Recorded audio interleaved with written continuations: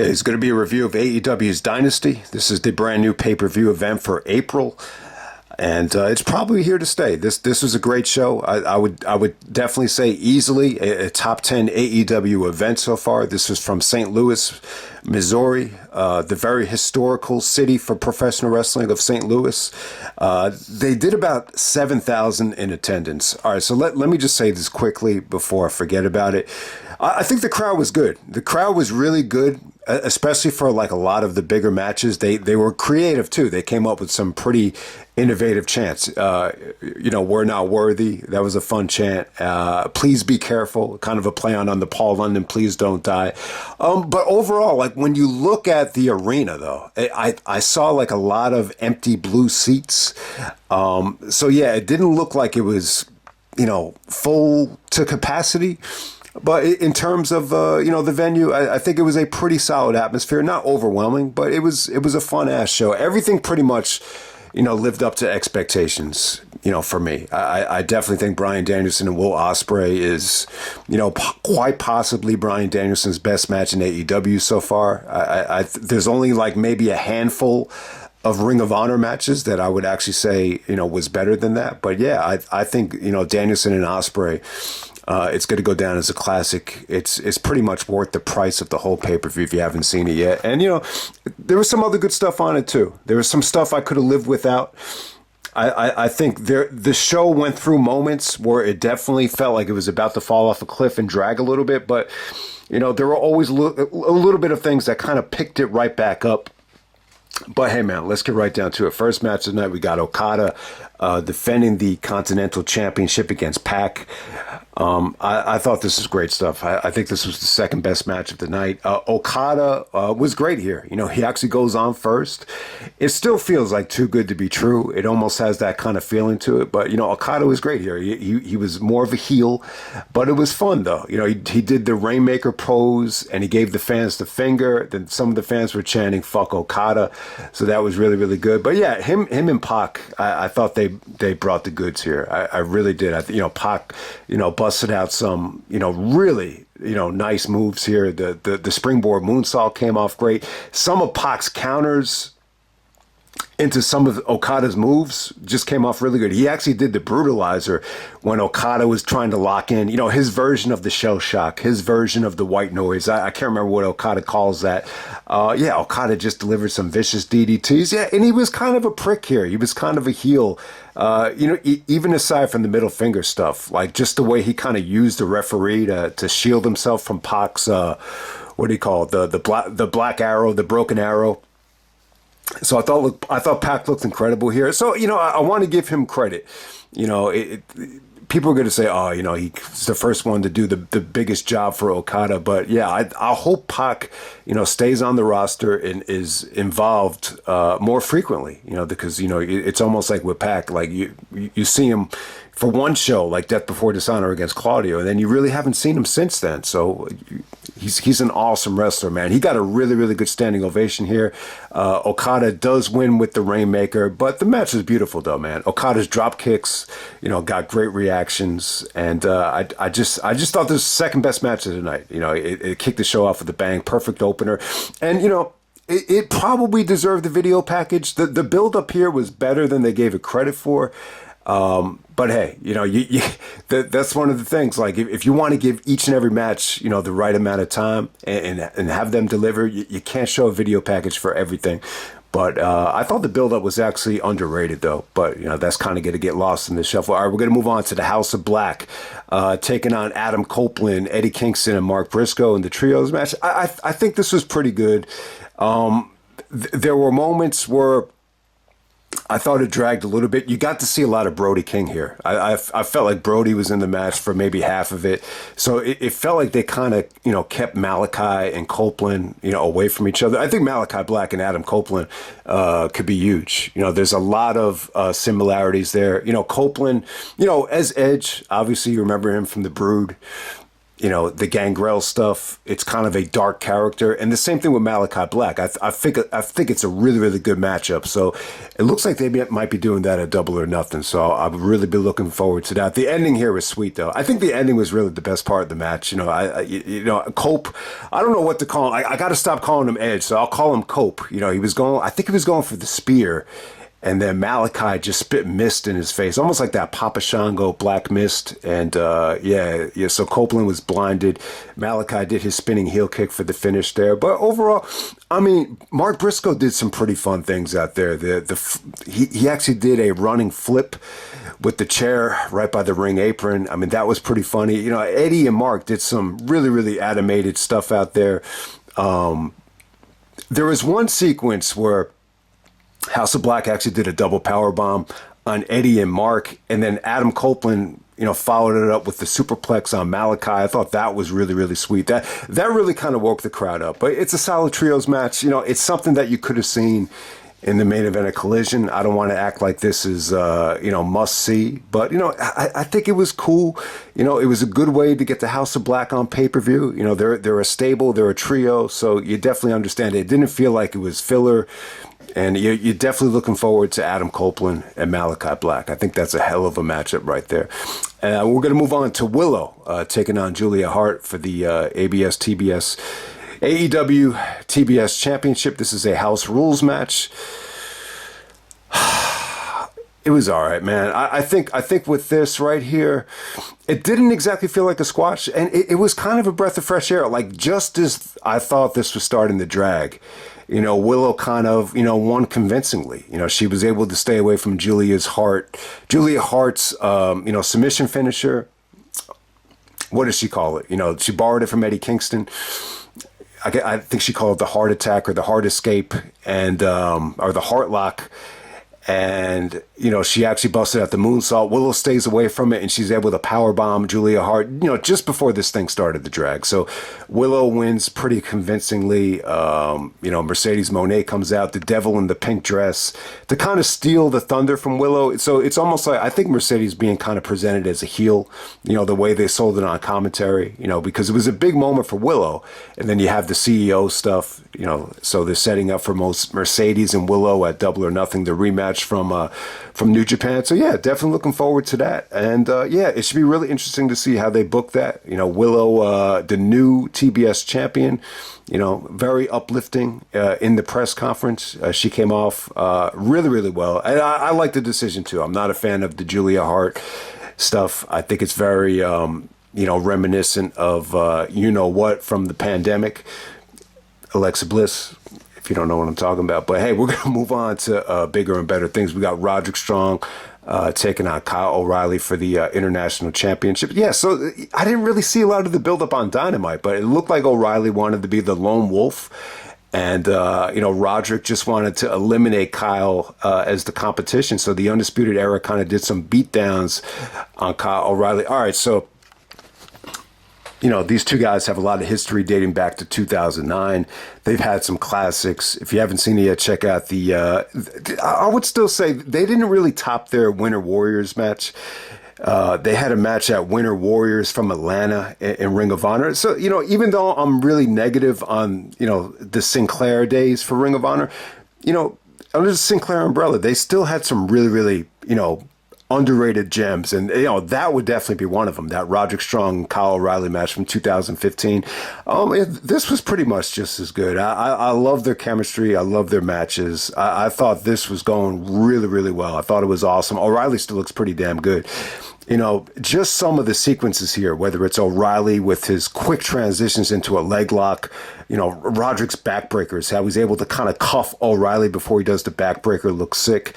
Some of Roderick's knees, right before Kyle started, going into his routine with his strikes just came off great. So yeah, just lots of good counters within some of the other counters from both Strong and O'Reilly. Just everything looks sweet here, man. Strong's backbreakers, even Roderick actually busted out the Angle Slam right here. So the two guys that kind of jacked the Angle Slam from Angle, I think would be Randy Orton and then, Roderick here as well. But I thought the match was sweet. The match was going so well.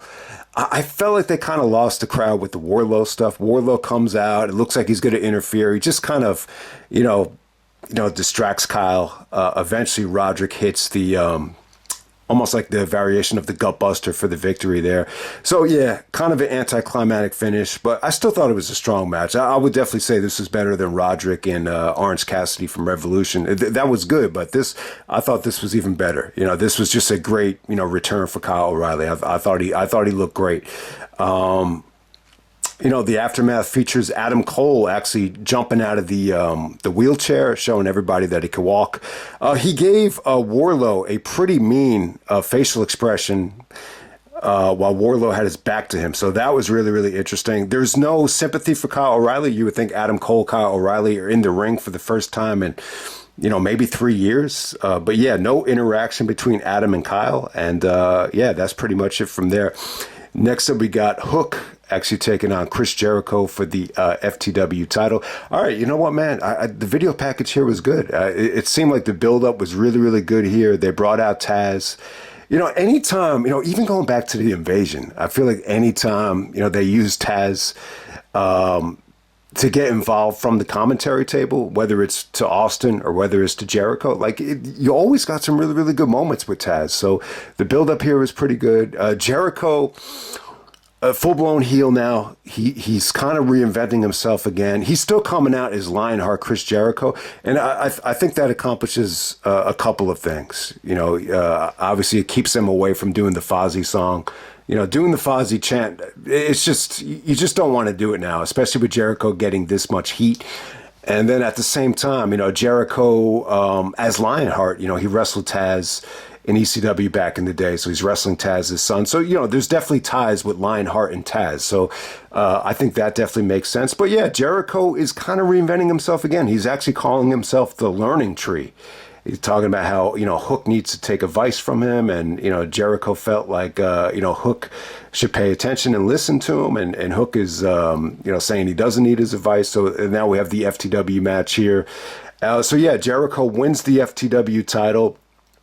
It was pretty good, though. This new Jericho character, it's actually sucking up to the fans, kind of blowing them kisses, kind of being a generic babyface from, the WCW days when he first started out in 96. But, the fans are just not having it.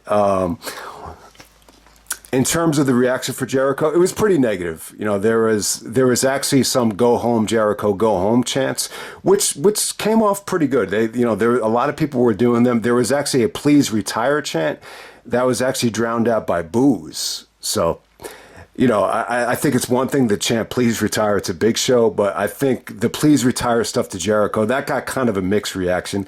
I hope Jericho never retires. I think there's always something for him to do. The biggest problem with Jericho to me is, and I'm really not sure. I'm not sure if a lot of this stuff has to do with Vince, the Vince stuff, because Vince isn't on TV. Maybe some of the fans want to take their anger out on Jericho because of the allegations.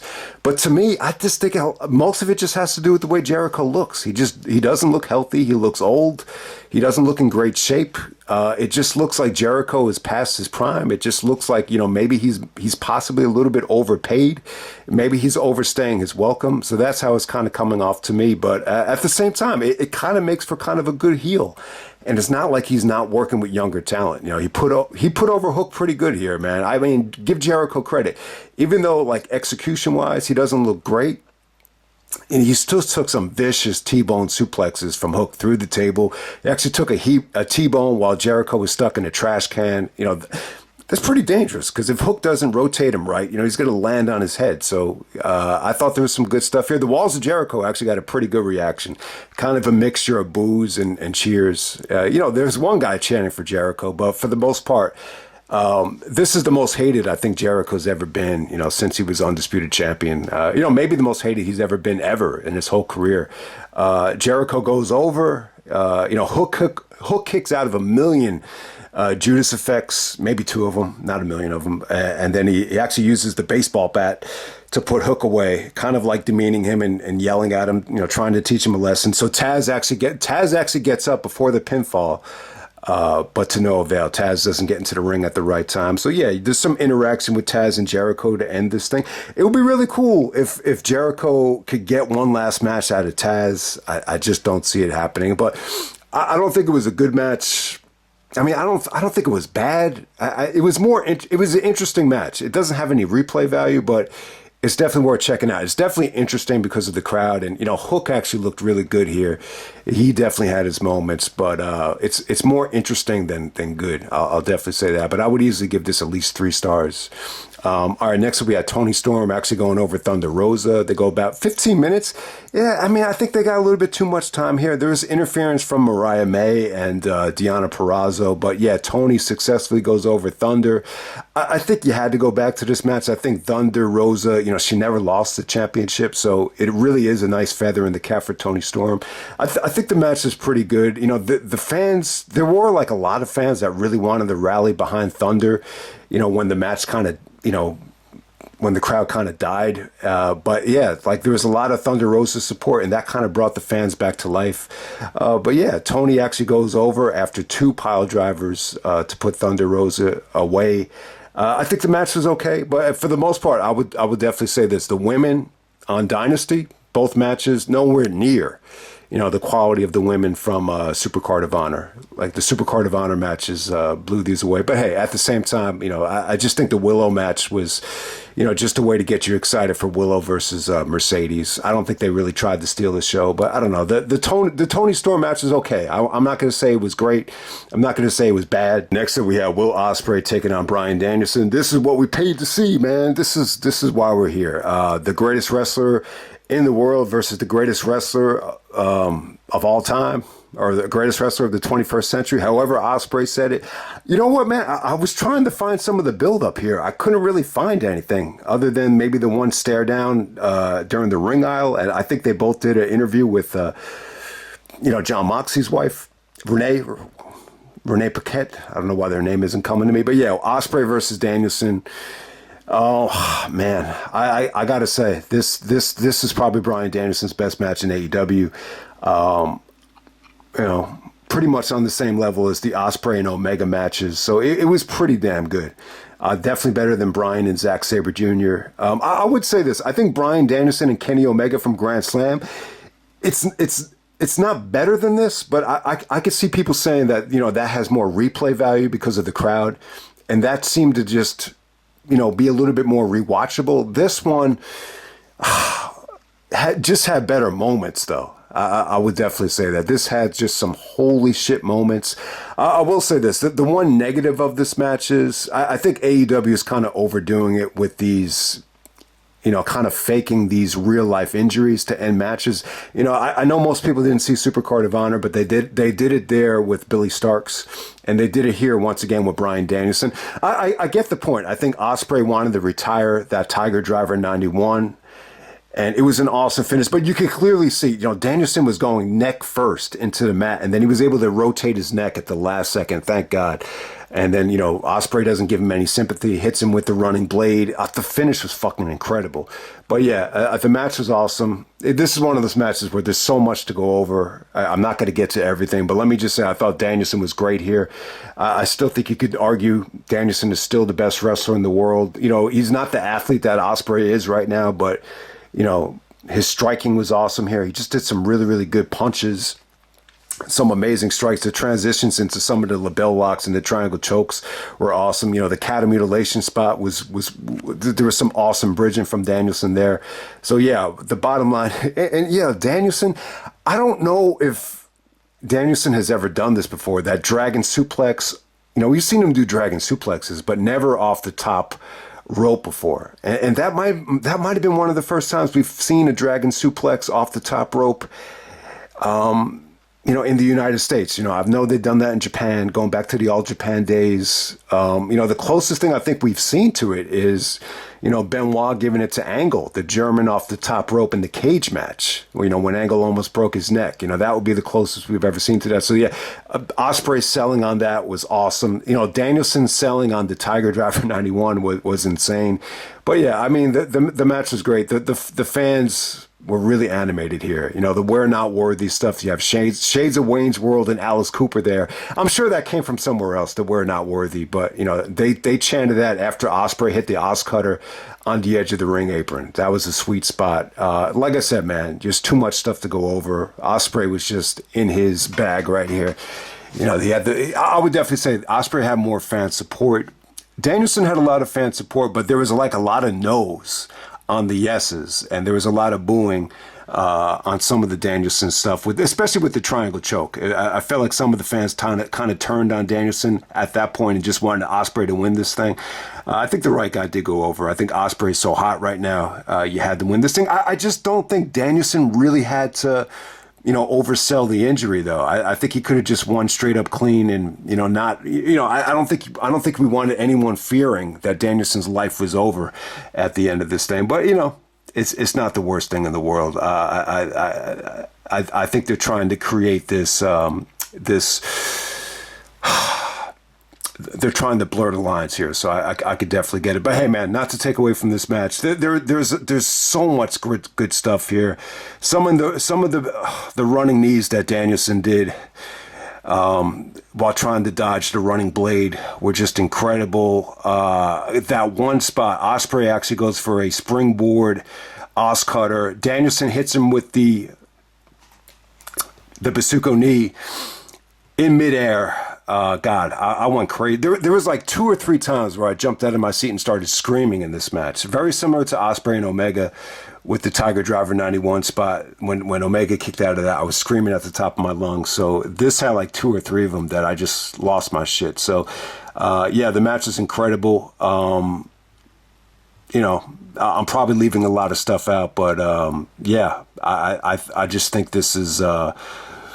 when you're looking at Ospreay right now, and he actually made a comment about how I think he felt like Triple H insinuated that he was avoiding the grind by signing with AEW. I think Triple H could have been talking about anybody. He could have been talking about Okada, could have been talking about Mercedes. He could have been talking about, you know, Omega. But yeah, you know, maybe the AEW schedule isn't as crazy as WWE. But, you know, at the same time, when you sign with the WWE, I don't really think you have the burden of, you know, living up to expectations like this. When you put expectations like this on yourself every single month, you're challenging yourself to outdo yourself with these very dangerous, over-the-top matches. It's challenging, you know. This to me, like, this is not taking the easy way out. There's definitely an argument that you could argue this style of a match is a little bit more challenging than, you know, some of the stuff that we did see at WrestleMania. You know, WrestleMania to me, it was a combination of everything. Great build up, you know, interferences, you know, the booking and the costumes, video packages. WrestleMania had a little bit of everything, but you know, the bottom line is WrestleMania 40, you know, it didn't have anything this good from a wrestling standpoint. I felt like Gunther and Sami Zayn, you know, could have hit this level, but it really didn't. Ospreay and Danielson was by far, I think, better than anything from WrestleMania 40. But hey, you know, it was an incredible match. I'll just end it right there before I go on and on about it. But yeah, definitely check it out. I would even put this above Ospreay and Takeshita. I know a lot of people love that match. There's some things about Ospreay and Takeshita that, you know, maybe from an athletic standpoint, maybe they clicked a little bit better for certain people. But I think from a technical standpoint, and when you just combine everything, I think Ospreay and Danielson is, you know, probably the best match Danielson has had in AEW. And yeah, I mean, there's only a couple of, I think, Bryan Danielson matches from Ring of Honor that I will put over this. You know, you can be talking about the Kenta match, maybe a couple of the Nigel matches, maybe the Roderick Strong match from Vendetta, but I might even put, you know, the Morishima matches. I might put this above the Morishima matches. That's how good it was. I might put, you know, maybe every single Danielson and Aries match, you know, beneath this. I think it's quite possible. Maybe you want to argue that Survival of the Fittest finals, you know, top this in terms of his brutality. But yeah, this is up there, man. This is up there with Danielson's best matches ever.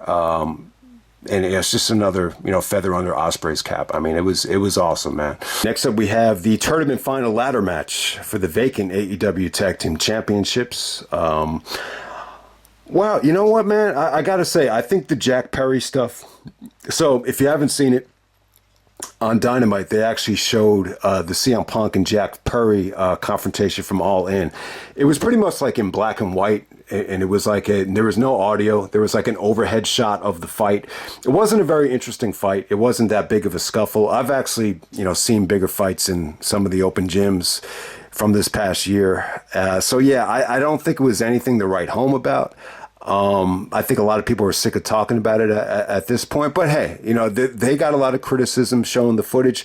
At first I was like, what is the fucking point of this? But, if you're patient enough, you'll know why. They were able to tie it in. They were able to tie in a real life situation with the storyline. So, and I think they did a pretty good job of it, because when you think about it, the FTR were, friends with Punk. So it made sense from that standpoint. Plus, Young Bucks and FTR actually wrestled right after the situation. They were the third match on the show. Punk was on first. So in that regard, it made sense in terms of the Young Bucks not being focused. They had to put on the EVP caps and, be disciplinarians, and they couldn't focus on the FTR match. So from that standpoint, it definitely did make sense. But and then at the same time, if you're going to have Jack Perry interfere in the match, then it makes a lot of sense. So I actually thought it was pretty creative booking. I think it just shows you sometimes before you criticize, a storyline or a decision, you kind of have to wait until the payoff, which is Dynasty, the pay-per-view. So, all right, so we have the Young Bucks and FTR, a ladder match right here. All right, you know what? I thought for the most part in the beginning, I thought they got off to a slow start. It was tough to follow Ospreay and Danielson, but if you're going to follow it, it's easy the easiest thing to do is follow it up with a ladder match. Usually ladder matches get great reactions, and, that's what happened here. There were some dry moments during this thing. There were moments where I said to myself, man, I just think the Bucks and FTR have kind of overdid it. But at the same time, as the match progressed, it was pretty brutal, man. I think both teams, put their bodies on the line. They worked really hard. So you actually got some "Please be careful" chants. The first time you heard that was with Paul London, the "Please don't die." So it's almost like a new version of that chant, because they punished each other here. There were some power drivers through ladders. I got to say, Cash Wheeler was the MVP here. He was just explosive and just, putting his body on the line, using his body as a weapon, shoulder blocking, Matt Jackson, off the ring through tables. I mean, it was crazy stuff. The Bucks, they took some nasty bumps. They pulled out, their usual great stuff. They didn't hold back here. They didn't, just because they're EVP characters or heels, they didn't really tone the match down. And, you got to give them credit. They busted their ass here. Dax was, once again, bleeding from the forehead, really selling the blood. There was a creative spot with Dax doing the sharpshooter and Cash trying to lock the Young Bucks underneath the ladder with while the sharpshooter was locked in. I thought that was creative. So, yeah, I got to say it was a pretty damn good match. Very violent, very vicious. Probably the second or third best match of the night. It's tough to say. I think I enjoyed Pac and Okada more than this, but at the same time, I just think you can't argue with the effort here. It was a ballsy effort. I thought you had a creative finish. Jack Perry actually comes out with the devil mask. They were saying it was a fan. You see the security dude's trying to just kind of, escort him away from the ring. He takes off the mask, and you can see the scruffiness and the hair, and it's like, oh man, it's Jungle Boy Jack Perry. So yeah, Jack actually comes to help the Young Bucks win the titles, and it's actually Nick Jackson pulling down the championship. So yeah, pretty good ending, pretty good booking. You finally get to see Jack Perry back on TV, and I think it's good. If you're gonna, people made such a big deal about this, confrontation between Punk and Jack Perry.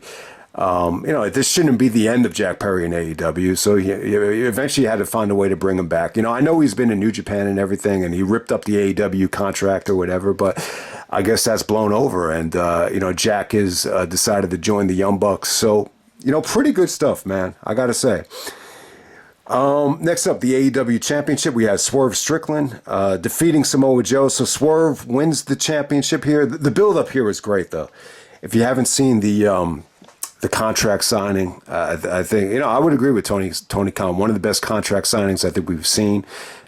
Swerve doing the double stomp onto the security was out of the box. Even after Swerve got his ass kicked, he was asking Joe to come out for more. Joe gives him the Uranagi through the table. So yeah, in some ways, I think the press, not the press conference, but the contract signing is probably going to end up being the highlight of the feud. Not necessarily the match right here. I think the match was good. I think it did deliver. They tried to keep this short. You got to keep in mind, I think Joe and Swerve had to follow a lot here. So Swerve wins the championship. You want to argue that Joe is a transitional champion? I was assuming that Joe, first of all, I didn't think Joe was going to be champion. It really shocked the shit out of me when he beat MJF. I really had no expectations for Joe to be AEW World Champion. I just thought at first he was just going to be a supporting player, but it was a pleasant surprise. I love the way they booked Joe, and he puts over Swerve. Was it did it feel as special as him putting over Austin Aries? No, but I would say it probably felt a little better than the TNA run when Joe was champion, when he put over Sting. I would say this was actually a better booked version of Joe than 2008 in TNA. I'll definitely say that. But I think the match was good, man. I think it was good. I think Swerve, his offense was great. He took a pounding out there. Joe, it's pretty much a basic formula with Joe really dominating the match. He gave Swerve a Uranagi on the Dynasty announce table. He actually did a scoop slam to him on the concrete, the exposed floor. Swerve turned the table by, I can't remember what he did here. I think he might have countered the muscle buster, and he started taking Joe's arm and just ramming it against the turnbuckle steel. And then all of a sudden Joe's arm started to give out, so he was working over the arm the whole time. Swerve actually kicks out of the muscle buster. There's a sequence here where Inanna's trying to distract the ref, and Joe's about to make him choke out. And then Swerve starts going back to work on the shoulder, and that's where the tide kind of turned. And ultimately, Swerve, I think Joe actually kicks out of one of the double stomps, and then there's another sequence where Joe's trying to get another muscle bust. There's actually a Swerve. It looked like he really tried to hit a home run on one of those double stomps, but it didn't come off that well. And then there's a sequence where Swerve actually power bombs Joe and then hits him with another double stomp for the finish right there. So yeah, I think the match was good, pretty much good. I would give this a soft 4 stars. I think they hit the 4-star level. I really think it's a really, really good main event. Give credit to Swerve. I think he really earned the stripes in that Hangman feud. I even said it. I thought back at Wrestle Dream, he had the match of the night. Obviously, at Full Gear, with Hangman, he might have had the match of the year. So it should be interesting to see if they go back to Hangman again, because I don't think they've ever had a one-on-one match for the world title. Maybe that could be a Double or Nothing match. But we'll see what happens with Double or Nothing. Usually you get an Anarchy in the Arena or a Stadium Stampede. But yeah, Swerve, the first black AEW champion. That doesn't really hold a lot of weight for me. There really has there even been 10 AEW champions? But you get the point. I think when you're looking at, NXT at WrestleMania weekend, you had, Trick and Carmelo, the first black NXT premium live event, main event.